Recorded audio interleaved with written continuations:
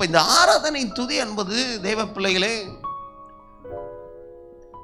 நீங்கள் எந்த அளவுக்கு கடவுள் மேல நேசமும் கடவுள் மேல ஒரு வாஞ்சையும் பிரியமாக அவரை பிரியமாக நீங்கள் பாடுவது, ஆராதிப்பது, வாசிப்பது, கொடுப்பது, எந்த அளவுக்கு நீங்க பிரியப்படுறீங்களோ அந்த அளவுக்கு உங்கள் வாழ்க்கையில பெரிய ஜெயத்தையும் மாற்றத்தையும் கர்த்தர் கட்டளையிடுவார். ஆமென். உங்களுக்கு வருகிற எதிரிகள், அது எந்த எதிரியா இருக்கட்டும், வியாதி என்ற எதிரி, சில நேரத்தில் மனித மூலியமாகவே எதிரி வந்தாலும் நீங்கள் கடவுளை உயர்த்த போது, பாடும் போது, ஆராதிக்கும் போது தேவன் எதிரிகளை தெரிக்க விடுறாரு. அதுக்கு முன்னாடி உங்க வாயை விரிக்க விரும்புறாரு. ஹல்லேலூயா.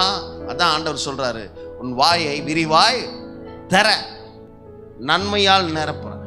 உங்க லைஃப்ல நீங்க எதை கத்துக்கிறீங்களோ இல்லையோ, கடவுளை எப்படி ஆராதிக்கணும், அவர் எப்படி உயர்த்தணும்.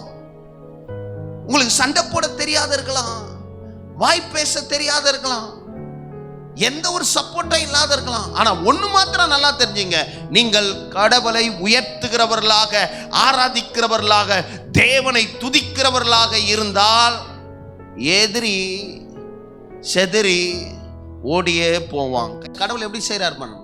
கையில செங்கிலி போட்டு இருக்கிறாங்களாம், அவங்க கட்டெல்லாம் அவிழ்ந்துச்சான். இவங்க தானே பாடினாங்க, அவங்களுக்கு எப்படி மிரக்கல்? இதுதான் சார், நீங்க பாடினா மற்றவர்களுக்கும் ஒரு blessing இது தொடும். ஹல்லேலூயா. மற்றவர்களுக்கும், உங்க குடும்பத்தில் இருக்கிறவங்களுக்கும் ஒரு blessing வரும். நீங்க பாட, துதிக்க, கடவுளை உயர்த்த, அவங்க கட்டுகள் எல்லாம் உடைக்கப்படும்.